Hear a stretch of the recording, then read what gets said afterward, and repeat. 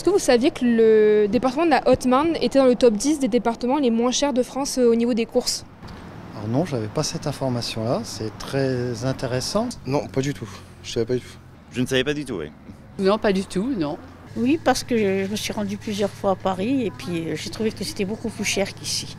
Que ce soit la mer ou la montagne, c'est vrai que oui, les courses sont 2 fois plus chères que chez nous.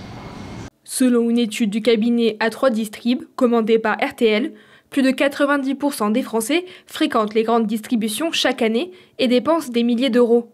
Par exemple, pour une famille de 4 personnes, la moyenne est de 4 500 € dépensés par an. L'étude s'est basée sur une comparaison des prix de produits strictement comparables dans près de 7000 magasins sur le territoire national. Après évaluation, la Haute-Marne se place dans le top 10 des départements les moins chers de France avec des prix 2 à 4% moins chers que la moyenne nationale. On se compare par rapport aux autres magasins, que ce soit les hard discounters ou les autres enseignes de la grande distribution. Et après, par rapport au choix des articles dans le magasin, on établit notre gamme en fonction d'une vraie stratégie prix.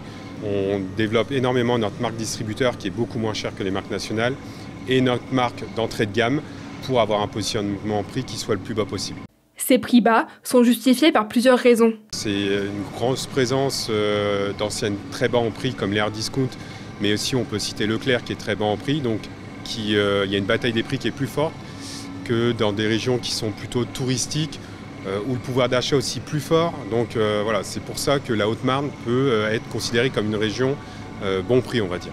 Plus globalement, les prix des produits dans les grandes surfaces prennent en compte les coûts qui pèsent sur leurs magasins comme le loyer ou les charges, la concurrence locale et le pouvoir d'achat des habitants.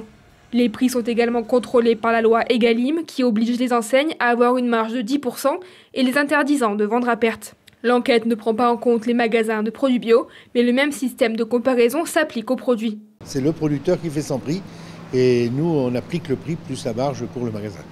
Si vous voulez, nous les producteurs on les contacte, soit ils sont associés, soit ils sont apporteurs. S'ils sont associés, ça nous permet, comme ils viennent faire des permanences, ça leur permet de vendre leurs produits moins chers.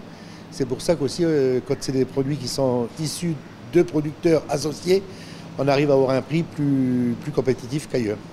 Nous, on va voir quand même, on essaie d'aller voir ailleurs ce qui se passe pour être un peu dans le coup aussi, quoi. Et puis quand on voit un produit qu'on est vraiment à côté du prix, on dit au producteur est-ce qu'il n'y a pas moyen de voir pour rebaisser un peu ton prix.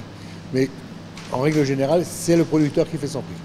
Dans la région Grand Est, le département de la Marne propose des prix 0,1 à 1,9% moins chers que la moyenne nationale, tandis que la Meuse propose des prix 0,1 à 1,9% plus chers selon l'étude.